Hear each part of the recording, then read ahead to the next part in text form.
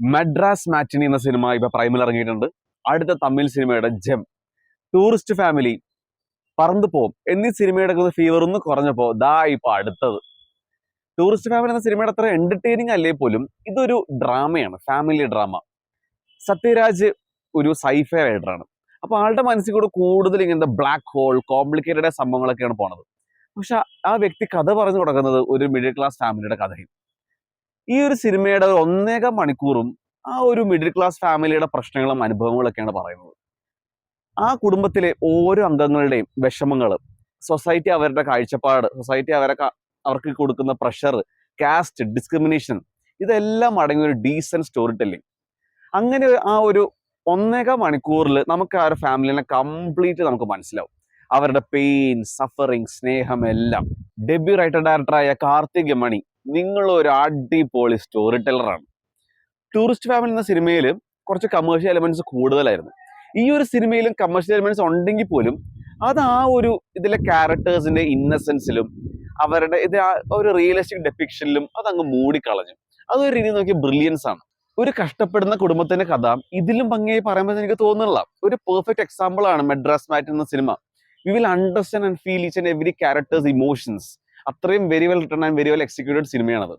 കാസ്റ്റിലാണെങ്കിലും അച്ഛനെ വേഷം കൈകാര്യം ചെയ്തത് കാലി വെങ്കട്ടാണ്. കാലി വെങ്കട്ട് പെർഫെക്റ്റ് ആയിരുന്നു. ആ ഒരു ആട്ടയ്ക്ക് പിടിച്ചോള് വിഷമം പിടിച്ച ഒരു പെർഫോമൻസ് അത് സൂപ്പറായിട്ട് ചെയ്തിട്ടുണ്ട്.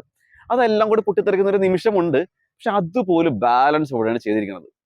കാലി വെങ്കട്ടിന്റെ മോളുടെ വേഷം കൈകാര്യം ചെയ്ത റോഷ്നി ഹരിപ്രനും ഭയങ്കര ഭംഗിയായിട്ട് ചെയ്തിട്ടുണ്ട്.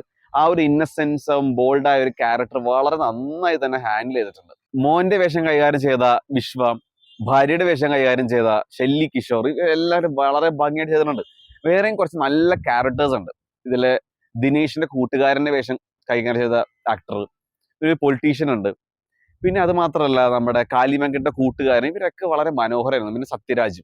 മ്യൂസിക് നോട്ട് ചെയ്യേണ്ട സംഭവമാണ്. ഈ ഒരു ഹാർട്ട് വാർമിങ്, ഹാർട്ട് ടച്ചിങ് ആയ സിനിമേനെ വളരെ ഒഴുക്കിലൂടെ തന്നെയാണ് ഇതിലെ സ്കോറും ചെയ്ത് വെച്ചിരിക്കുന്നത്.